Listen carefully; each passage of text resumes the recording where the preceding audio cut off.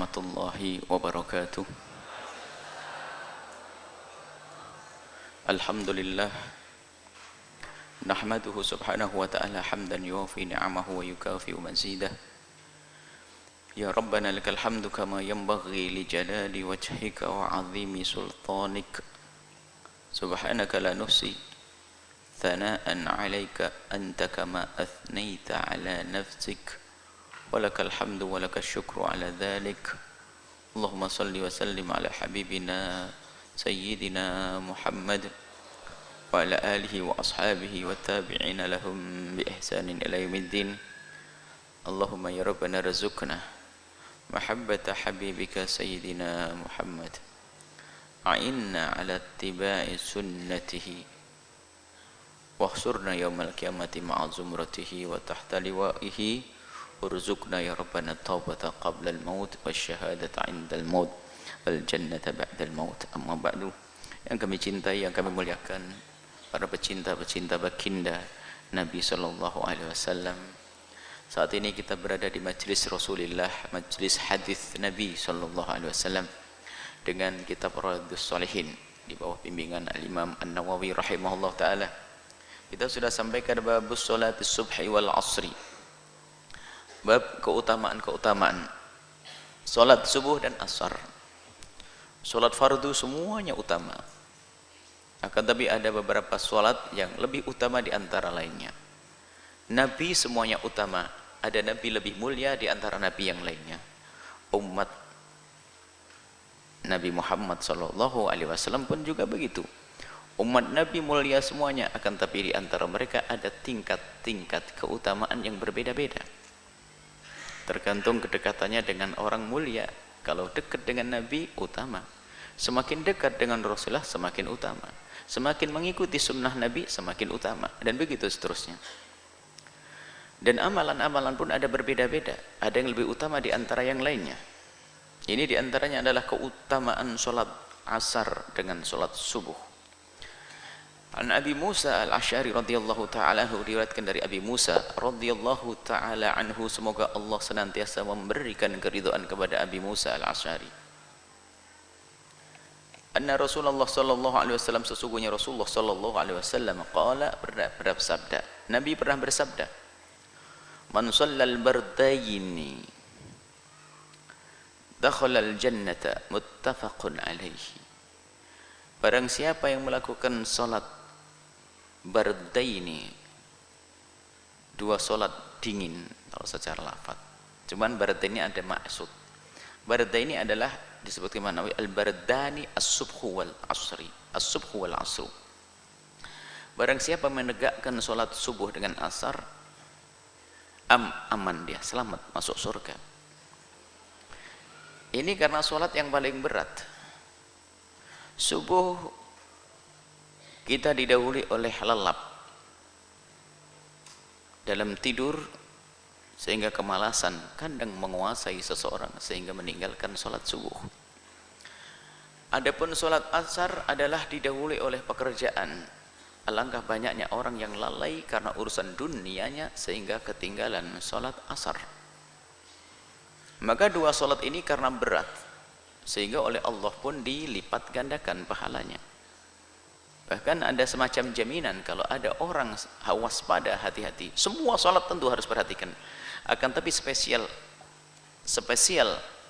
sholat subuh dengan sholat asar, maka ini ada keutamaan yang khusus. Wa Nabi Zuhair ibn Ammarah ibn Ruwaybata, dikatakan radhiyallahu anhu, semoga Allah senantiasa memberikan keridhaan kepada Abi Zuhair. Qala, beliau berkata, sami'tu Rasulullah, aku mendengar Rasulullah sallallahu alaihi wasallam yaqulu, bersabda,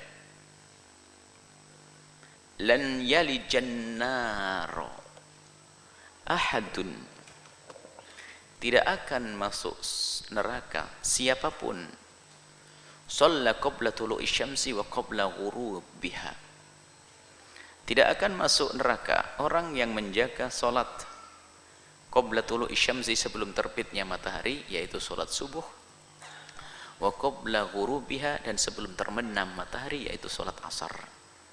Yakni al-fajr wal asra, yakni salat fajar, salat subuh dan salat asar. Ini artinya apa? Termasuk tanda kalau orang itu nggak akan masuk neraka itu dua salat ini sangat lebih diperhatikan di antara salat-salat yang lainnya. Tentu salat yang lainnya dilakukan karena meninggalkan salat zuhur juga neraka jahanam. Akan tapi sebagai pertanda kalau ini benar-benar orang yang bakal dipungkasi oleh Allah dengan husnul khotimah ini, masya Allah. Salat secara umum dijaga, khususnya subuh dengan asar dijaga dengan lebih, maka ini sungguh tanda orang yang tidak akan masuk neraka dan tanda orang yang tempatnya nanti di surga. Rawahu Muslim. Hadis diriwayatkan Muslim. Dan memang salat subuh berat. Alangkah banyaknya orang melakukan salat subuh menjelang terbit matahari, atau bahkan sudah terbit baru subuh, karena sudah terlena semalamnya dengan hiburan-hiburannya yang menjauhkan dirinya dari Allah, atau karena memang tidak pernah punya kebiasaan baik sehingga sering meninggalkan sholat subuh. Begitu juga sholat asar. Mau melakukan sholat di tempat malas, pengennya melakukan sholat di rumah, akhirnya pun sholat pun tidak dilakukan karena sudah habis di jalan. Alangkah banyaknya orang seperti itu. Maka mulai detik ini perhatikan sholat asar yang sering disebut juga oleh para ulama sholatul wusta. Hafidhu ala sholawati wa sholatil wusta. Dalam Al-Quran disebutkan jagalah sholat semuanya. Jagalah sholat semuanya, sholat 5 waktu wa sholatul wusta. Dan ada sholat wusta, para ulama mengatakan sholat wusta adalah pendapat yang pertama adalah sholat asar. Dan pendapat yang kedua sholat wusta adalah subuh tadi. Paling tidak subuh itu ranking kedua menurut pendapat. Dua-duanya adalah sholat hebat dan berat melakukan sholat-sholat di waktu seperti itu. Kemudian hadis selanjutnya, ini masalah keutamaan. Keutamaan itu bukan untuk dibaca, tapi untuk disadari setelah itu. Kemudian diamalkan, biar kita mendapatkannya. Kalau kita bercerita tentang ada gunung emas, apa artinya kalau kita tidak pernah memilikinya? Kalau kita berbicara tentang lezatnya makanan, apa artinya kalau kita tidak mencicipinya? Kalau kita berbicara tentang keutamaan segunung segede apapun keutamaan, apa artinya kalau kita tidak mendapatkannya? Maka tidak cukup kita mendengar, akan tapi ayo kita jaga solat subuh dengan solat asar. Wan Jundab ibn Sufyan radhiyallahu taala anhu, dari Sayyidina Jundab ibn Sufyan radhiyallahu taala anhu, qala, beliau berkata, qala Rasulullah sallallahu alaihi wasallam, Rasulullah sallallahu alaihi wasallam bersabda, man shalla subha, barang siapa melakukan sholat subuh, di sini mutlak, tidak ada gaitnya, tidak ditentukan sholat subuh sendirian atau berjamaah. Kita ada pendapat, sebagian mengatakan memang di situ ada gait. Riwayat lain man shallal fajr fi jama'atin. Riwayat lain barang siapa sholat subuh dengan berjamaah. Hadis di sini disebut oleh Imam Nawawi man sholat subha, hanya sholat subuh saja, baik berjamaah atau tidak. Siapapun yang masih menjaga sholat subuh, fahuwa fi dhimmatillahi, maka dia di dalam perlindungan khusus dari Allah. Semua dari kita dilindungi oleh Allah. Akan tetapi bagi siapapun yang melakukan sholat subuh secara umum atau khusus, kalau sholat subuh, kalau Anda melakukan sholat subuh berjamaah, jelas jaminan itu. Tapi kalau sholat subuh Anda tidak berjamaah, menurut yang mengatakan berjamaah, Anda tidak mendapatkan. Maka jaga sholat subuh dengan berjamaah. Barang siapa sholat subuh, maka dia fi dhimmatillahi, dalam jaminan dari Allah subhanahu wa ta'ala. Mana jaminan ini macam-macam maknanya. Apa sih maksud dengan jaminan dari Allah? Penjagaan dari Allah. Bukankah kita juga dijaga oleh Allah? Ada penjagaan yang khusus dari Allah. Sebagian mengatakan bahasanya kalau sudah dijamin oleh Allah itu kalau seandainya, semoga panjang umur semuanya, kalau seandainya dimatikan oleh Allah di hari itu yang sholat subuhnya dia melakukan dengan berjamaah, atau dia sholat subuh, maka tanda kalau matinya dia husnul khotimah. Artinya kalau orang sudah melakukan sholat subuh berjamaah, susah su'ul khotimahnya. Ayo kita peduli dengan sholat subuh berjamaah. Bolehlah ada gerakan sholat subuh berjamaah, biarpun hanya sebulan sekali, selebihnya tidak tahu di mana, kan begitu. Kita perlu sholat subuh berjamaah setiap hari, diupayakan. Fangdur ya bna Adam, melihatlah wahai anak Adam. ala yatlubannaka Allahu min dhimmatihi bi syai'in. Wahai anak Adam, siapapun yang melakukan sholat subuh berjamaah di dalam tanggungan Allah, jangan ganggu dia. Ini pendapat yang pertama, jangan ganggu dia. Yang mengganggu dengan dia, Allah akan tuntut urusannya dengan Allah. Ini ada dikisahkan suatu ketika, ada salah satu sahabat Nabi waktu itu bersama Hajjaj. Hajjaj itu senang membunuh. Kalau sudah marah sama seorang, bunuh. Kemudian memaksa mufti-mufti untuk mengeluarkan fatwa pembunuhan. Kalau tidak salah itu Sayyidina Abdullah bin Abbas atau Sayyidina Anas bin Malik. Tahu orang ini tidak bersalah. Cuman kalau seandainya Sayyidina Anas ini berfatwa enggak boleh dibunuh, malah dibunuh Sayyidina Anas nanti. Pokoknya fatwanya harus dibunuh. Wah, ini diktator kejam. Cerdasnya beliau, ini enggak boleh dibunuh, orang ini enggak bersalah. Kalau saya ngomong jangan dibunuh, saya kena. Kalau mau dibunuh dosa. Akhirnya apa? Cerdasnya Sayyidina Anas, Pak, tadi kamu sholat subuh atau tidak? Saya sholat subuh. Khalifah, ya Yusuf, dia sholat subuh. Saya tidak berani memutuskan untuk dibunuh, karena siapa yang sholat subuh urusannya dengan Allah. Loloslah dia. Artinya biarpun orang fasik punya keyakinan loh ya, Hajjaj adalah seorang pemimpin yang fasik, main bunuh, ulama-ulama disembelih. Tapi ternyata masih takut dengan ancaman Allah semacam ini. Nah, maka dari itu waspadalah dengan seseorang. Kalau kita berbuat zalim kepada seseorang, takut dia adalah orang yang telah melakukan sholat subuh, urusan kita dengan Allah langsung.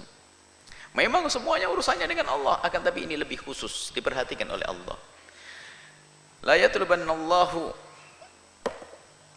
min dhimmati bi syai', makna yang pertama seperti itu. Jangan ganggu dia, orang yang melakukan sholat subuh berjamaah, urusannya berat. Ada pendapat yang kedua adalah sholat subuh, yang melakukan sholat subuh, maka dengan sholat subuh dia di dalam naungan Allah, perlindungan Allah secara khusus. Maka dari itu, anak Adam, anak Adam dan anak beriman, jangan sampai Allah menuntutmu karena kamu tidak sholat subuh. Nah ini maksudnya, ini adalah sesuatu yang sangat besar. Jangan sampai engkau dihukum gara-gara kau tidak melakukan sholat subuh. Ini makna yang kedua. Jadi ancaman itu disampaikan kepada orang yang tidak melakukan sholat itu sendiri. Jangan sampai ada orang yang mudah meninggalkan sholat subuh berjamaah. Rawahu Muslim, hadis diriwayatkan oleh Muslim. Maka ancaman la yatulbannakallahu fi min dhimmatihi, artinya apa? Jangan macam-macam, jangan berani-berani meninggalkan sholat subuh ya. Ancamannya gede di hadapan Allah. Itu. Kalau yang pertama, makna yang pertama difahami para ulama adalah jangan macam-macam dengan orang yang sholat subuh berjamaah, urusanmu dengan Allah. Ini dua-duanya adalah makna yang benar yang dihadirkan oleh para ulama.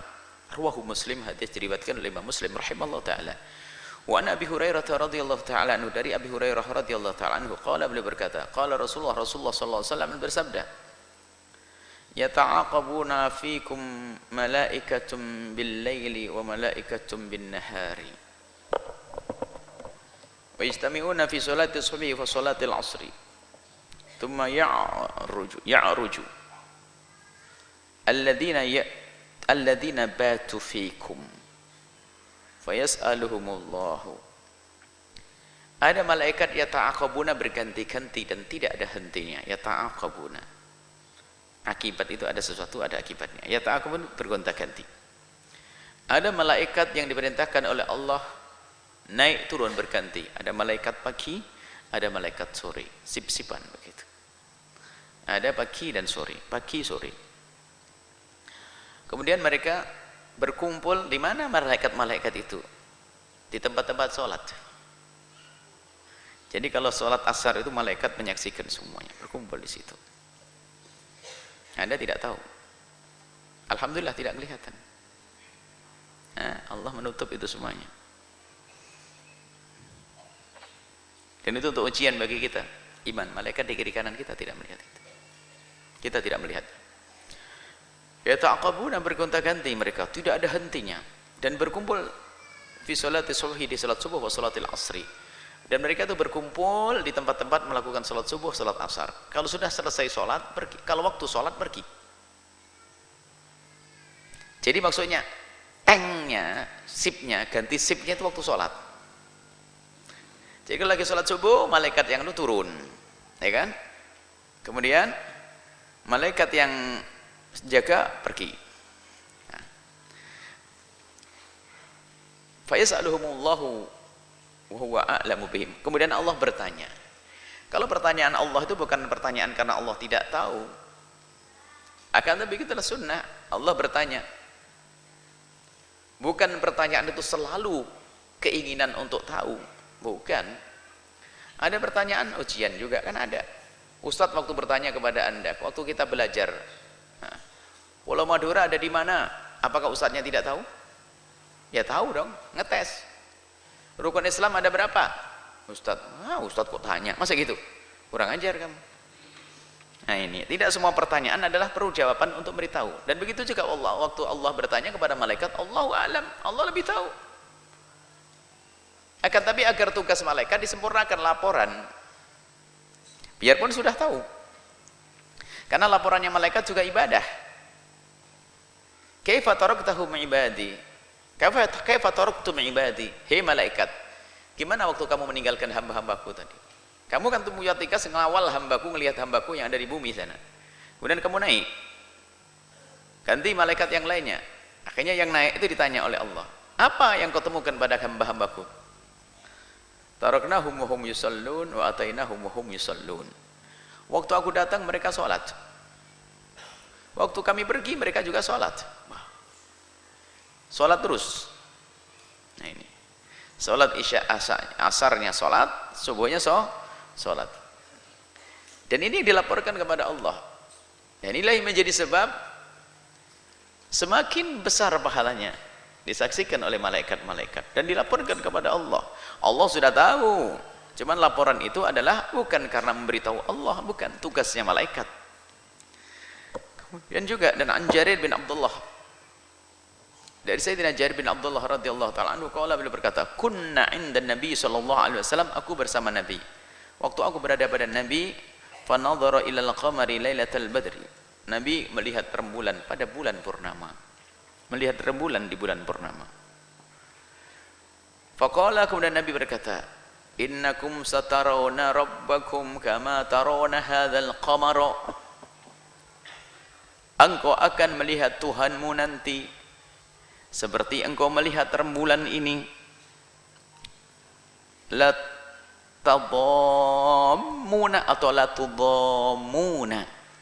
Kalau pakai tadam ditasydid tadammun, ini adalah masalah bahasa. Fi ru'yati, kau tidak akan kerepotan, tidak akan berdesak-desaan, tidak akan ribut bingung untuk melihat Allah.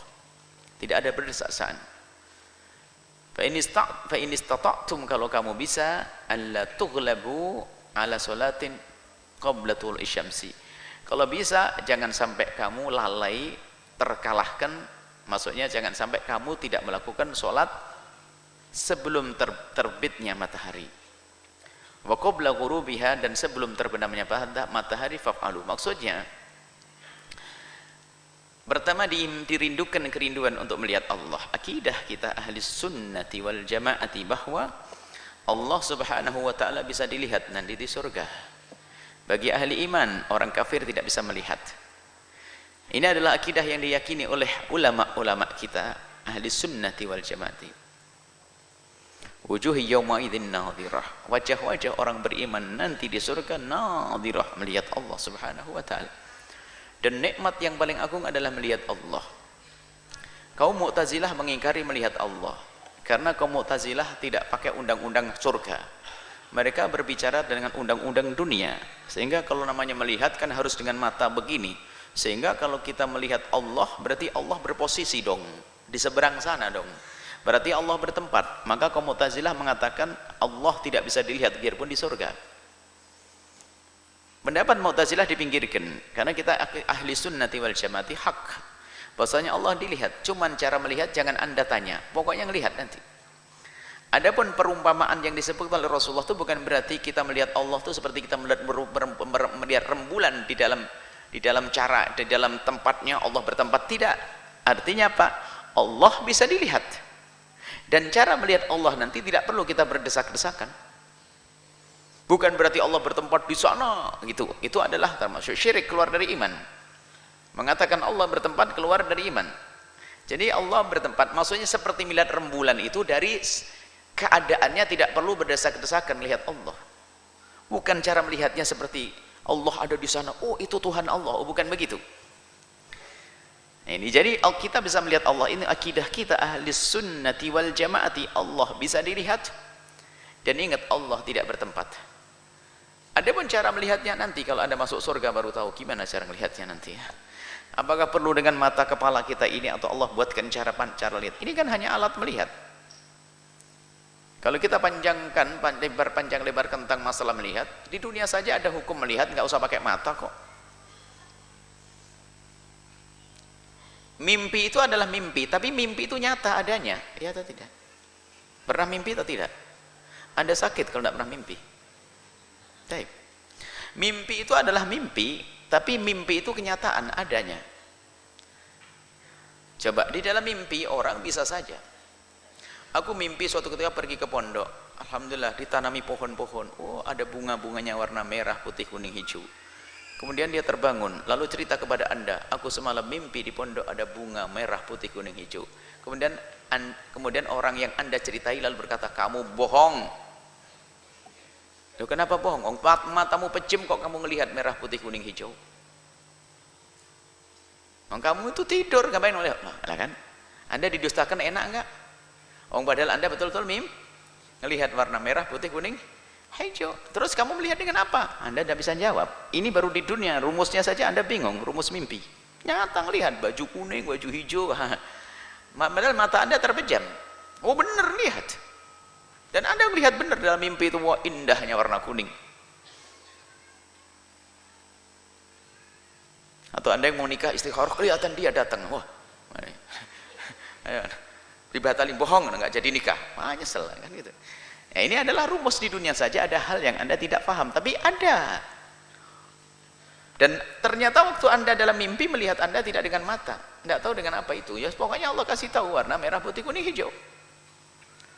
Ini di dunia saja ada rumus, kita yang tidak sambung, tidak bisa memahaminya. Bagaimana nanti di akhirat? Yang di akhirat, oh luar biasa. Bayangkan. Enggak kebayang kalau Anda punya 16 pembantu, kopi langsung datang, es datang, nasi uduk datang. Nah, itu kan pembantu 16. Bisa. Tapi kalau di surga itu Anda baru angan-angan berkeinginan sudah didatangkan. Masya Allah. Makanya ada seorang yang mencoba mengiaskan keenaan di surga dengan di dunia, maka jadi murtad dia. Karena rumus di dunia itu kalau enak terus nggak pernah merasakan nggak enak, gimana tahu enak? Bukankah kita tahu rasa manis karena ada pahit? Nah, ini kan ente kan di dunia. Kapan kita tahu manis? Karena kita pernah merasakan apa? Bagaimana di surga nggak ada siksa kok merasakan nikmat? Terus gimana nikmat ukurannya kayak apa? Lah inilah orang. Ente ini ngukur dengan dunia, ukuran dunia. Baik, dunia saja tidak semuanya rumus dunia nggak kita bisa paham. Rumus mimpi tadi. Makan sate enak, waktu bangun nyesel. Ya Allah puasa-puasa kenapa kamu bangunin? Kan saya lagi mimpi makan sate. Tiba-tiba bangun ngos-ngosan. Kenapa? Dikejar harimau. Lah. Padahal dalam mimpi kenapa ketakutan? Memang harimau ada di mana? Wong dalam mimpi kenyataannya takut kok dia. Mau kita dustakan, marah dia. Oh, bohong. Gak enak bener itu. Wong lihat harimau mau diterkam, bangun. Alhamdulillah. Memang sebaik-baik dalam mimpi adalah paling jelek saat bangun, dan sejelek-jelek dalam mimpi adalah enak kalau bangun. Mimpi ya mimpi. Makanya hidupmu jangan urusan dengan mimpi. Selesai.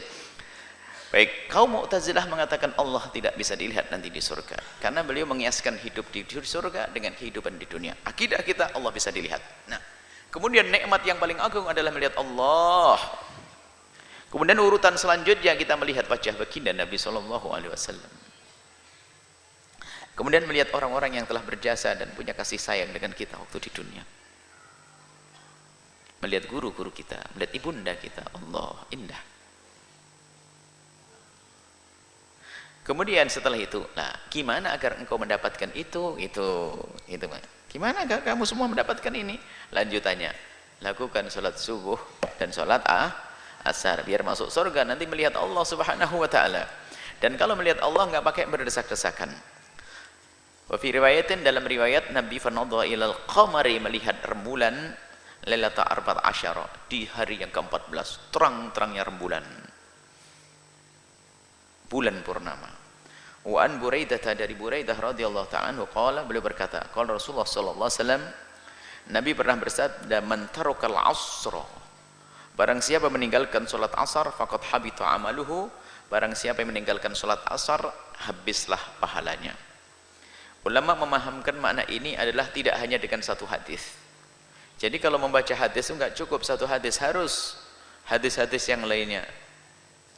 Bagaimana amal bisa terhapus gara-gara sholat asar? Ini ulama menjelaskan, yang pertama adalah jika orang tersebut meninggalkan sholat asar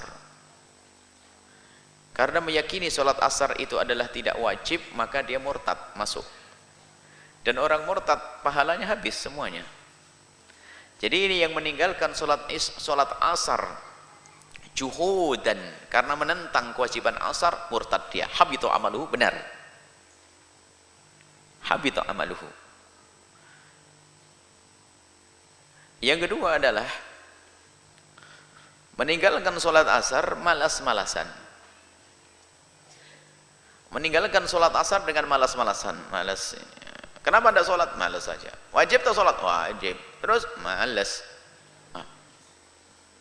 Menurut mazhab Imam Ahmad ibn Hanbal, habitu amalu, sama, orang ini juga terhapus amalnya. Karena yang meninggalkan sholat asar, meninggalkan sholat fardu dengan malas-malasan, maka dianggap seperti orang kafir juga. Tapi menurut mazhab kita, mazhab Imam Syafi'i dan jumhur ulama, yang meninggalkan sholat fardu dengan malas-malasan akan tetapi masih meyakini kewajiban sholat tersebut, maka dia melakukan dosa yang sangat besar. Dan dosa itu bisa saja menghapus pahala-pahala yang pernah dilakukan. Tapi dia masih disebut sebagai orang yang beriman, meninggalkan sholat tapi masih meyakininya. Yang keempat adalah habitu amaluhu, akan terkurangi amalnya gara-gara meninggalkan sholat asar. Terkurangi, bahkan bisa sampai mendekati habis, merugi kalau kita meninggalkan sholat asar. Baik, intinya ini adalah himbauan bahwasanya jangan sampai ada di antara kita meninggalkan sholat asar secara khusus. Dan bukan berarti sholat yang lainnya boleh ditinggalkan. Kalau begini, sholat yang lainnya wajib, harus kita lakukan. Akan tetapi ketahuilah bahwa khusus sholat asar adalah lebih diperhatikan, dan juga sholat subuh.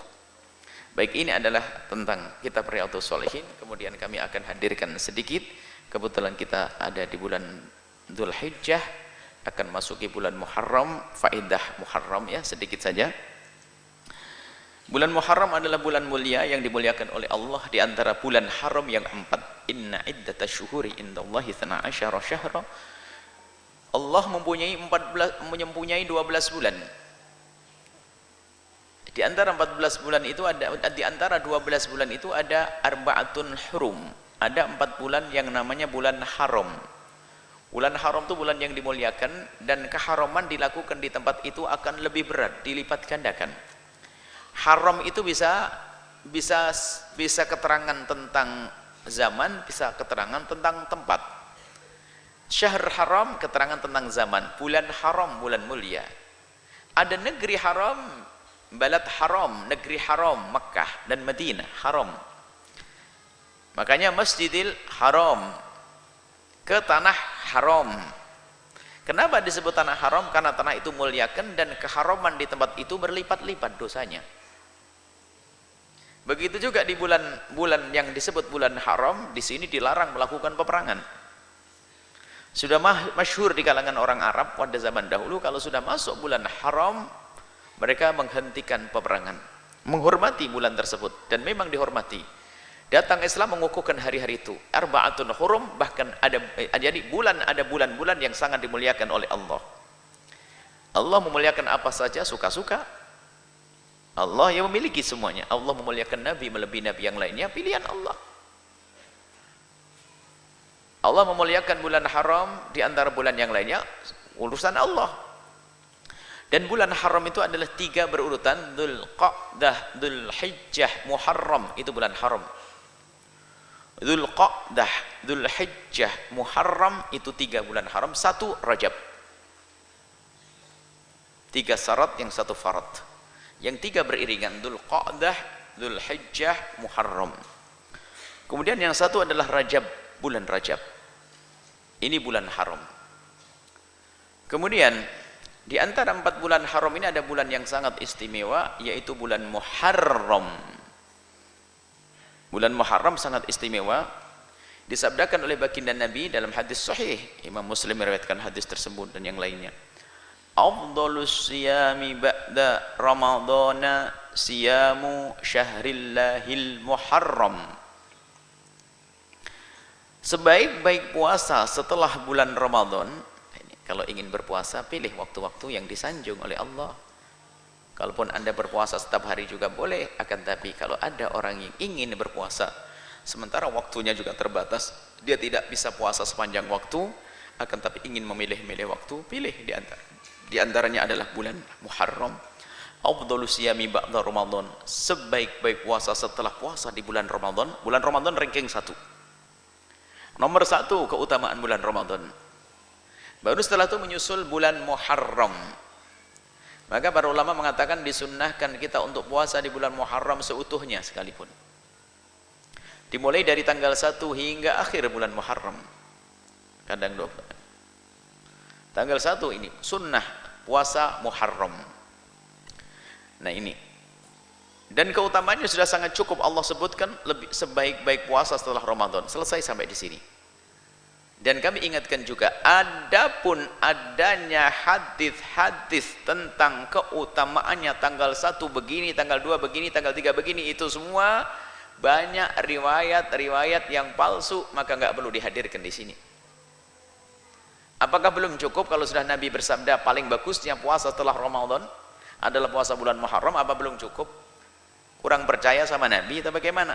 Kita nggak perlu dengan riwayat-riwayat palsu. Ada riwayat-riwayat palsu yang menjelentrehkan tentang tanggal 1 begini, tanggal 2 begini, tanggal 3 begini.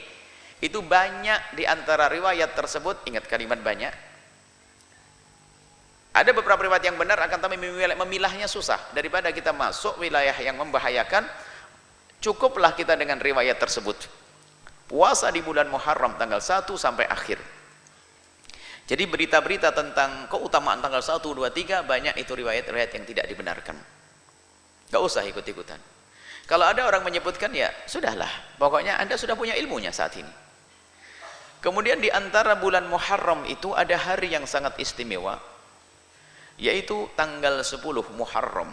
Ini keutamaannya tidak bisa dibanding dengan hari sebelum dan setelahnya. Muharram secara utuh adalah istimewa, tapi di antara hari-hari istimewa ada hari yang sangat istimewa, yaitu tanggal 10 Muharram atau yang sering disebut dengan Asyura, hari yang ke-10, Asyura. Hari Asyura ini adalah hari yang Nabi sebelum diwajibkan puasa Ramadan, Nabi sudah puasa Asyura. Bahkan sebelum Nabi pun orang pada berpuasa di hari Asyura di tanggal 10 Muharram. Seperti kaum Bani Israel. Mereka berpuasa, bahkan waktu Nabi ke kota Madinah, Nabi melihat orang-orang Yahudi berpuasa tanggal 10. Kemudian Nabi bertanya, kenapa kalian pada berpuasa di tanggal 10 Muharram? Mereka menjawab, hadza yaumun najjahallahu nabiyyana Musa wa qaumahu. Hari ini adalah hari tanggal 10 itu adalah hari yang Allah menyelamatkan Nabi Musa dari kejaran Firaun di Laut Merah waktu itu, tanggal 10 Muharram. Dan orang Yahudi berkata, kami mensyukuri nikmat tersebut, maka kami berpuasa. Spontan baginda Nabi Muhammad, nahnu ahakku bi Musa minkum. Aku lebih berhak untuk mensyukuri keadaan Musa daripada kalian semuanya. Kalian umatnya, saya Nabi seperti Musa. Fasaman Nabi SAW. Kemudian Nabi melakukan puasa di 10 Muharram. Wa amaran nasa bisiyami, kemudian Nabi memerintahkan orang-orang untuk berpuasa. Menjadi dikukuhkan setelah itu, karena perintah Nabi Dan juga Nabi mencontohkannya. Memberi contoh saja sudah cukup untuk menjadi sunnah yang dikukuhkan, apalagi double. Nabi mencontohkan dan Nabi memerintahkannya. Puasalah di 10, tanggal 10, yaitu tanggal 10 Asyura, hari Asyura 10 Muharram. Kemudian di situ ada satu yang perlu dicermati lagi dalam kisah tersebut. Waktu para sahabat Nabi disuruh oleh Nabi Muhammad berpuasa tanggal 10 Muharram, ada kegelisahan, tanda tanya di hati mereka. Karena orang-orang Islam pada zaman dahulu kalau berpegang dengan Islam itu kuat benar, fanatik, berpegang, yakin bahasanya Islam adalah ya'lu wa la yu'la alaih. Islam adalah yang terbaik, sehingga tidak perlu meniru-niru. Bahkan dicontohkan Nabi itu waktu dulu tuh kiblatnya Nabi itu adalah sama dengan kiblatnya orang yang lain, ngadep ke Masjidil Aqsa. Dan Nabi gelisah, bagaimana aku beribadah seperti orang-orang yang berbeda akidah denganku. Nabi melihat langit, qad nara taqalluba wajhika fis sama'i falan walliyanaka qiblatan tardaha. Dulu tuh kiblatnya itu adalah ke Masjidil Aqsa. Kemudian setelah itu apa? Nabi merasa tidak nyaman kalau kiblatnya sama-sama. Allah yang Maha Kasih, wala sawfa yu'tika fatarda. Tidak ada nabi punya keinginan kecuali dipenuhi oleh Allah. Sampai Nabi ridha, fawalli wajhataka satral masjidil haram, menghadaplah ke Masjidil Haram. Sehingga ada, kalau semoga bisa melakukan umroh dan haji, amin. Nanti di Madinah sana ada namanya Masjid Qiblataini, masjid dengan dua kiblat, kiblat dua, Masjidil Aqsa ke Masjidil Haram. Unik perintahnya waktu sholat, muternya gimana ya kan? Itu Masjid Qiblataini, masjid dengan dua kiblat ya. Supaya tidak dengar tok, insyaallah umroh semuanya nanti. Haji juga. Baik. Nah, banyak nabi tidak merasa nyaman jika harus melakukan sesuatu yang serupa dengan mereka, orang di luar Islam.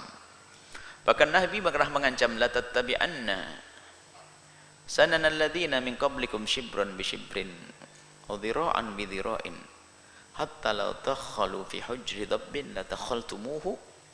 Nabi juga pernah mengancam, awas ya, kamu itu jangan ikut-ikutan orang di luar Islam.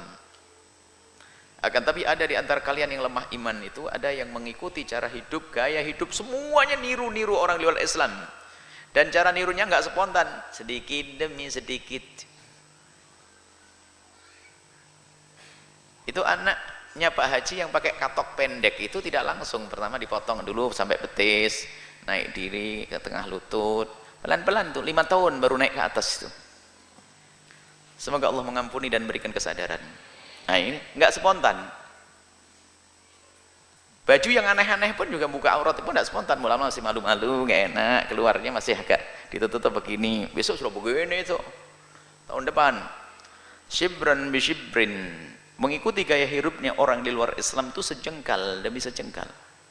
Dhira'an, dhira' itu bukan sedepan dhira' tuh. Ya kurang lebihnya dikatakan sedepan. Kalau dhira' itu begini, ujung jemari, ujung siku dhira'.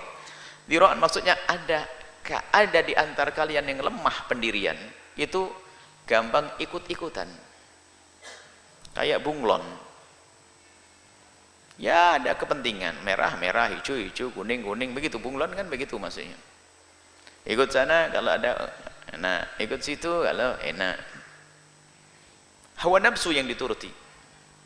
Nah, ini ciri-ciri orang yang lemah imannya, mudah ikut-ikutan, enggak punya pendirian. Dan begitu lemahnya orang itu, enggak punya pikiran, otaknya enggak digunakan. Hatta law dakhalu fi hujri dabbin la dakhaltumuh. Kalau seandainya orang di luar Islam itu memasuki lubang biawak. Biawak itu adalah satu binatang yang lubangnya itu pasti berkelok-kelok. Ada binatang kalau buat lubang itu lempeng. Tapi kalau biawak itu berkelok-kelok untuk menghilangkan, untuk menjebak lawan yang akan mengejarnya dia. Pokoknya biawak lah, berkelok-kelok. Begitu bodohnya ini orang yang lemah ide, lemah semangat, lemah pendirian itu, ngikut-ngikuti sampai kayak lubang biawak. Ada suatu ketika ngikuti misalnya orang yang muka kita kan beda-beda ya. Afrika oleh Allah ciptakan begitu. Orang cantik Afrika ada modelnya bagi model sana sendiri. Orang di Amerika model begitu, orang Belanda model begitu. Kita juga udah begini.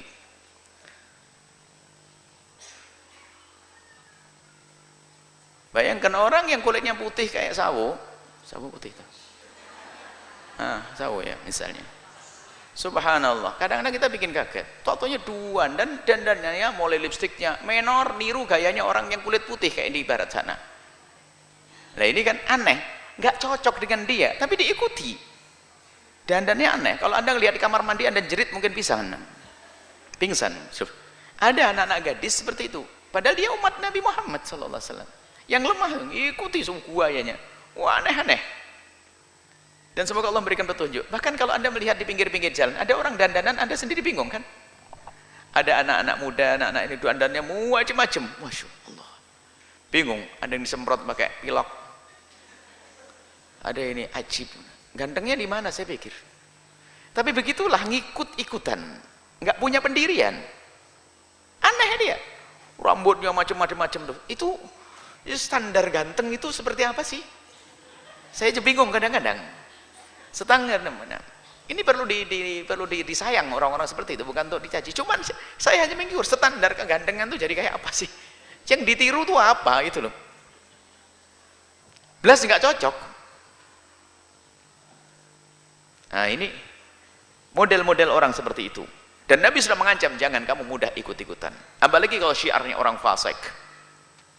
Kebiasaan orang yang tidak beriman, awas jangan kau ikuti, berbahaya. Nah, sahabat Nabi itu sangat mengecamkan petuah-petuah Nabi seperti itu. Dicamkan betul, dirasakan di pikiran, di hati mereka, jangan sampai kita ikut-ikutan. Kan begitu? Sehingga betul-betul sahabat Nabi menjaga ciri khas sunnah Nabi itu akan ditampakkan pada mereka. Sehingga namanya sunnah Nabi syiar yang betul-betul menjadi syiar yang tren zaman itu, pada waktu itu. Sampai ada sahabat Nabi begitu ngidolakannya Nabi itu sampai suruh makan buah semangka itu nggak bisa makan. Loh, bukankah Nabi makan semangka? Kenapa kamu tidak makan semangka? Iya, saya dengar Nabi makan semangka, cuman saya tidak tahu gimana sih cara belahnya, dari mana makannya gimana. Karena saya tidak tahu Nabi cara belah dan makannya, saya nggak mau makan semangka. Karena apa? Semua langkahnya akan ngikuti Nabi, idola. Itu idola yang benar. Idola yang pakai baju aneh-aneh, itu idola. Kadang-kadang kita bingung lihat. Kalau ada orang mencium tangannya orang soleh berebut karena harapan mendapatkan keberkahan. Sampai mohon maaf, suatu ketika ada konser di mana? Di ibu kota Indonesia Raya, suatu ketika, tidak tahu tahun berapa itu, saya masih ingat, itu. Mohon maaf, ada seorang artis luar negeri melempar sesuatu yang menjijikkan kalau dilemparkan. Baju dalam bukan dalam, bagaimana? Wah, dilempar, direbutkan oleh anak laki-laki Indonesia itu. Aneh. Lempar begitu, ajib. Idolanya itu sudah kepang. Baju dalam dilempar, was itu. Wah, berebut. Subhanallah. Saya ingat berita waktu itu. Ini sudah ukurannya itu sudah tidak jelas ini. Nah inilah, kita mudah ikut-ikutan. Kalau rebut duit ya, semuanya senang duit, masuk akal, bisa beli ya kan. Memang ada barokahnya itu tadi yang dilempar tadi itu. Masya Allah. Baik. Lah sahabat Nabi itu sudah tertanam di dalam diri mereka, harus berbeda, nggak boleh ikut-ikutan. Ini bab sunnah Nabi, hari ini bab hadis, majelis hadis. Maka kita tanamkan bagaimana kita mengikuti sunnah Nabi SAW, mengikuti Nabi. Idola kita adalah cara Nabi. Lah sahabat Nabi kok suruh puasa tanggal 10 Muharram, ganjel di hati mereka, bukan ingkar. Lalu mereka bertanya, lah inilah sahabat hebat, ganjel di hatinya, lalu bertanya, ya Rasulullah. Pertanyaan ini ada mukaddimah keganjilan. Bukankah engkau melarang kami menyerupai mereka? Tapi sekarang engkau perintahkan kami untuk puasa. Hadza yaumun tu'azzimuhul yahud ya Rasulullah. Ini hari-hari yang diagungkan oleh orang Yahudi. Kok engkau perintahkan kami untuk puasa? Sama dong kami dengan mereka. Iman yang berkata. Padahal sudah perintah ya. Dari Nabi hanya bertanya. Apa jawab baginda Nabi sallallahu alaihi wasallam, la in baqitu aw la in ishtu ila qabilin la asummanna tasi'a. Kalau seandainya aku masih punya umur sampai tahun depan, aku akan puasa tanggal 9-nya. Dan Nabi tidak sampai tahun depan. Nah ini dipahami oleh para ulama lah, ajaran dari Nabi kita harus berbeda. Puasa 10 tetap, tapi agar mendapatkan kesunahan di atas kesunahan, maka tambahlah tanggal 9 agar berbeda dengan orang Yahudi. Kalau tanggal 9 tidak sempat berpuasa, maka Anda boleh berpuasa tanggal 10 plus tanggal 11. Kalaupun sudah terlanjur puasa tanggal 10, ataunya 11 yang nggak bisa puasa, maka Anda ambil 1 hari di sepanjang Muharram. Jadi cara berbeda dengan orang Yahudi, itu ada 3 caranya. Yang pertama adalah puasa tanggal 10 plus tanggal 9. Yang kedua puasa tanggal 10 plus tanggal 11. Yang ketiga adalah puasa tanggal 10 plus tanggal kapan saja, pokoknya di bulan Muharram, agar berbeda dengan orang Yahudi. Kalau ternyata pada akhirnya nggak sempat, yang penting kamu niat untuk berbeda pokoknya, biarpun nggak sempat. Setelah terlanjur puasa tanggal 10, sakit, ya sudah niat, yang penting sudah sah. Kalau seandainya satu saja tetap sunnah, karena sunnah Nabi ini namanya kesamaan, bukan berarti kita niru orang Yahudi. Karena sama-sama disyariatkan oleh Allah kepada baginda Nabi SAW. Makanya sunnah Nabi Muhammad itu bukan sunnah Yahudi lagi, bukan. Karena dikukuhkan oleh Allah, dikukuhkan oleh Nabi Muhammad dengan wahyu tentunya. Baik, ini adalah amalan-amalan di bulan Muharram, insyaallah. Baik, ini saja. Ini yang mendesak. Biasanya nanti akan kami tambahkan pertemuan yang akan datang masalah anak yatim, biasanya ada, insyaallah. Ini Muharram karena tanggal Senin nanti, Selasa nanti Muharram, biar mulai. Kalau mau puasa tanggal 1, 2, oke. Cuman jangan lupa, kalau sudah puasa tanggal 1, 2, 3, 4, 5, jangan lupa paling agung tanggal berapa? 10. Ahtasibu 'alallahi ay kafira sanata allati qablah. Sabda Nabi, aku berharap Allah mengampuni dosa yang lalu. Jadi puasa 10 Muharram menjadi sebab diampuni dosa kita oleh Allah Subhanahu wa taala. Wallahu a'lam bissawab. Baik, syukron katsiran kami aturkan kepada guru kita semua, Buya Yahya. Mudah-mudahan apa yang telah beliau sampaikan dapat bermanfaat dan dapat kita amalkan dalam kehidupan kita sehari-hari. Amin amin ya rabbal alamin. Baik para hadirin, para hadirat, para orang tua kami, para pendengar dan juga para pemirsa dimanapun Anda berada. Selanjutnya kita memasuki sesi tanya jawab. Seperti biasa, sebelum kami memberikan kesempatan kepada para jamaah untuk bertanya, kami akan membacakan terlebih dahulu beberapa pertanyaan yang telah masuk melalui sosial media. Yaitu pertanyaan yang pertama, datangnya dari Sobri dari Karimun. Assalamualaikum warahmatullahi wabarakatuh.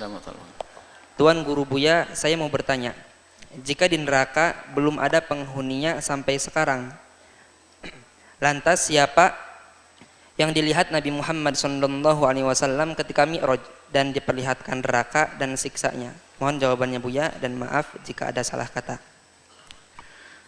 Sebelum adanya hari kebangkitan itu nanti setelah manusia dibinasakan semuanya, semesta dibinasakan, kemudian manusia dibangkitkan di hamparan. Setelah itu mereka yang ahli surga menuju surga, ahli neraka menuju neraka. Penghuni neraka yang sesungguhnya nanti. Kalau sekarang seorang hamba merasakan siksa di alam barzah, alam penantian antara surga dan neraka. Antara penantian antara dunia dan alam akhirat, bukan antara surga dan neraka. Antara dunia, kita di dunia, di alam barzah, alam penantian. Akan tapi di alam barzah itu akan diberi oleh Allah nikmatnya surga. Akan diberi oleh Allah nikmatnya surga. Jadi kalau Anda orang beramal baik sudah menemukan keindahan nikmatnya surga di alam barzah. Yang ahli maksiat sudah merasakan siksanya neraka. Nanti akhirat neraka. Kemudian, jadi jangan mengatakan tidak ada siksa kubur. Ini adalah keyakinan yang salah. Siksa kubur ada. Dalam hadis sahih bahkan kita pun dianjurkan untuk berdoa. Bahkan kalau sholat itu setelah tahiyat, Allahumma inni a'udzubika min adzabil qabri, ada siksa kubur. Jangan sampai masuk keyakinan kubur gak ada siksanya. Tidur nanti tiba-tiba dibangkitkan. Enggak, ada siksa kubur. Ada hukuman. Dan Nabi juga pernah kok melihat ada 2 orang tersiksa di dalam kuburnya. Karena yang satu suka menggunjing, yang satu kalau bercuci gak beres, sehingga sholatnya jadi tidak sah itu nanti. Lalu Nabi mengambil pelepah kurma lalu ditancapkan. Setelah gigi dibasah, dia akan mohonkan ampun kepada yang ada di dalam kubur. Ada siksa kubur. Riwayat tentang siksa kubur itu riwayat yang banyak, dan juga akidah kita ahli sunnati wal jamaati. Ada kelompok orang mereka mengaku kaum muslimin mengatakan tidak ada siksa kubur. Menurut kita ada siksa kubur. Ada, dan kenikmatan kubur adalah, kenikmatan kubur adalah diambilkan dari kenikmatan surga. Ada pun caranya bagaimana? Nanti saja kalau sudah mati dan Anda insyaallah menikmati, karena Anda ahli iman. Amin. Baik. Kemudian apa yang dilihat Nabi saat itu? Lihat, Nabi waktu itu. Jadi kalau kisah Isra Mi'raj itu adalah kisah bukan bagian akal kita untuk memahaminya. Akal kita tidak akan nyampe. Tetapi itu bukan bertentangan dengan akal kalau kita kembalikan kepada kuasa Allah. Ini kuasa Allah. Yang memperjalankan Nabi adalah yang memiliki batas, yang memiliki waktu. Yang memperjalankan Nabi adalah yang memiliki jarak. Jadi bagi Allah bisa saja jarak dan waktu nggak penting. Maka Nabi itu diperjalankan oleh Allah dalam waktu singkat. Waktu singkat. Dari Masjidil Haram, Masjidil Aqsa, kemudian dibawa ke atas langit ke-7 dalam waktu singkat. Dan dalam kisah perjalanan Nabi menemukan banyak hal. Nah, ini maksudnya apa? Yang harus kita pahami, memang bicara Isra Mi'raj itu bicara iman, bukan akal kita yang mencoba memahami dengan akal, nggak nyambung. Terlalu kecil akal kita ini. Akal kita tuh hanya bisa memahami apa sih? Memahami sesuatu yang sudah ada di dalam pengalaman kita. Jadi akal kita itu ya akan bisa memahami sesuatu yang dibungkus oleh waktu dan tempat. Kalau sudah sesuatu itu di luar batas waktu dan tempat, akal sudah nggak bisa paham. Contohnya, ada orang hidup. Kapan? Tidak di tahun 2000, juga tidak di sebelumnya, dan tidak setelahnya. Ya, ini ngomong apa sih? Ada orang hidup baik orangnya. Kapan hidupnya? Tidak di tahun 2000, juga tidak di sebelumnya, juga tidak di setelahnya. Akal nggak bisa nerima. Di mana? Di Cirebon? Tidak di Cirebon, juga tidak di luar Cirebon. Oh, nggak paham. Karena akal kita tuh hanya bisa memahami apa? Sesuatu yang bisa, yang punya waktu dan punya tempat. Maksudnya yang dilingkupi waktu dan tempat. Makanya di saat kita bicara tentang Allah, tidak butuh tempat. Ayo, nggak nyambung kita. Allah tidak memerlukan tempat, Allah tidak memerlukan waktu, Allah yang menciptakan tempat, Allah yang menciptakan waktu. Maka yang apa yang Allah berlakukan kepada hambanya bisa saja tidak memerlukan waktu, tidak memerlukan tempat. Nabi, waktu tidak berarti lagi. Kilat. Sampai Siti Aisyah mengatakan, bahwasanya sampai dikatakan bahwasanya kasurnya Nabi masih hangat waktu Nabi meninggalkan untuk Isra Mi'raj. Pakai apa itu? Sudahlah, hukum Allah. Yang punya waktu suka-suka. Sehingga waktu tidak berarti lagi, jarak tidak perlu lagi. Kemudian makanya waktu bagi Allah Allah Maha tahu. Jadi mulai dari Allah menciptakan semesta sampai ahli surga masuk surga, itu bagi Allah itu sama, nggak ada. Allah tidak tahu baru tahu, nggak ada. Nah, dan baginda Nabi SAW dimasukkan ke undang-undang baru, bukan undang-undang biasa. Nabi sudah keluar daripada undang-undang, makanya khariqunil adah, kejadian yang luar kebiasaannya namanya mukjizat. Mukjizat itu adalah di luar undang-undang umum, sehingga perjalanan Nabi unik. Kemudian Nabi lihat, mulai dari keunikannya itu bukan rumus dunia ini. Nabi ngobrol dengan Nabi Adam, Nabi Muhammad ngomong dengan Nabi Musa, ya kan? Kemudian dan seterusnya. Ini ada luar undang-undang ini. Nabi Musa di mana? Apakah Nabi Musa membuat villa di atas langit itu? Enggak. Ini kan khayalan. Lalu apa? Sampai Nabi diperlihatkan oleh Allah surga. Lah, waktu itu sudah nggak butuh waktu. Surga nanti itu diperlihatkan oleh Allah sekarang. Memang tidak ada. Alimul ghaibi, hanya Allah yang mengetahui yang ghaib. Fala yudghiru ala ghaibihi ahadan. Allah tidak akan menampakkan hal yang gaib kepada siapapun illa man irtada, kecuali siapapun yang Allah kehendaki, min rasulin, daripada utusan Allah. Nah, termasuk surga, Nabi itu dimasukkan undang-undang baru. Sehingga Nabi masuk di surga. Lah kan surga belum nanti. Surga sudah ada. Tapi penghuni surga belum nanti. Cuman Nabi sudah ditunjukkan oleh Allah sampai diperlihatkan kepadaku bahwasanya paling banyak di antara ahli neraka adalah wanita. Anda usah kaget. Anda ahli surga, jangan khawatir. Oh, Nabi menyebut orang lain kok tersinggung banget gitu loh. Ini berarti dirimu ahli neraka yang tersinggung. Nabi hanya menyebut yang paling banyak di neraka itu perempuan, tapi bukan ini. Itu loh perempuan yang itu ya nggak sholat, berani sama suami. Nah itu. Nah yang benar dah. Nah ini. Lah, apa itu yang dilihat? Wong perempuannya saja belum lahir waktu itu. Bilal, aku melihat suara terompahmu di surga, mendengar. Bilalnya masih ada. Ayo. Itu di luar undang-undang manusia. Karena Allah sudah masukkan Nabi ke ilmu gaib Allah. Allah yang tahu gaib. Tapi Allah pun juga mengajarkan kepada sebagian hambanya. Diberitahu oleh Allah. Maka Nabi mengetahui surga. Sudah tahu ini masuk. Nabi dikasih tahu Anda di surga kelihatan waktu itu. Amin. Padahal Anda belum lahir. 1400 tahun belum lahir. Bahkan abah Anda pun, ayah Anda belum. Ayah, bapak kita, nenek kita jauh. Diperlihatkan oleh Allah. Lah ini rumusnya beda, jangan disamakan rumus kita. Loh kok surga orang ahli Wong orangnya saja masih hidup di dunia kok sudah ada di surga, ini bagaimana ini? Nabi berkhayal kali? Oh bukan. Nabi diperlihatkan, sehingga Nabi dimasukkan oleh Allah dalam undang-undang baru. Dan bukan undang-undang manusia biasa, karena namanya mukjizat. Akal kita nggak bisa nyampe. Jadi Nabi melihat surga, melihat ahli neraka yang memotong-motong lidahnya karena dia pandai ngomong tapi tidak mengamalkannya.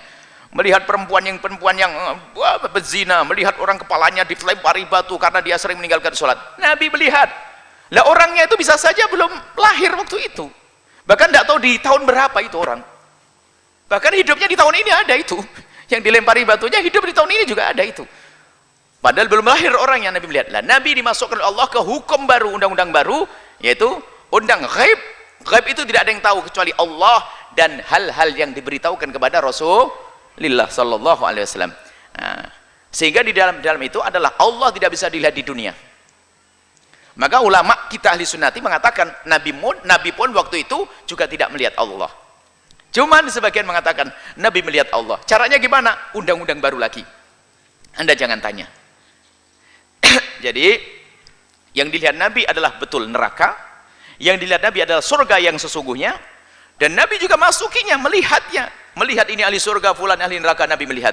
Cuman bukan orangnya bisa saja belum lahir, tapi begitulah Allah masukkan Nabi ke dalam undang-undang baru. Bukan undang-undang manusia normal saat ini, tapi itu masalah wilayah mukjizat kuasa Allah Subhanahu wa taala. Bukakan itu loh, hai Muhammad, umatmu ini surga. Itu Bilal terompahnya kau dengar di surga. Ini Abu Bakar ini. Nabi melihat semuanya. Nah, seperti itu. Ibaratnya begini saja. Walillahil mathul a'la, membuat contoh itu nggak boleh. Untuk Allah itu sudah sangat paham. Membuat contoh dengan selain Allah itu aslinya nggak dibenarkan kecuali untuk memahamkan. Contoh begini, ada sebuah film Islami tentang seorang pejuang yang hebat, ya kan? Ya, ini sebenarnya dirahasiakan nih ceritanya biar menarik, heboh kan begitu ya. Cuman ada yang dapat bocoran nanti itu Islamnya. Bocoran itu loh. Ya, bocoran oleh sutradara ini. Kan bisa saja tahu. Loh, kok kamu sudah tahu? Oh iya. Loh, kok bisa? Wong filmnya belum diputar kok. Iya tahu, sutradaranya ngomong sama saya. Nah, lagi ya bocoran begitu. Ini gambaran saja. Allah yang mengatur semuanya. Dan Allah yang punya undang-undang. Ingat. Allah yang punya aturan. Baik, itu saja. Semoga tambah iman kita. Memang kalau bicara Isra Mi'raj bukan bagian akal tapi bukan hati. Dari awal akhir hati urusan hati. Wallahu a'lam bishawab.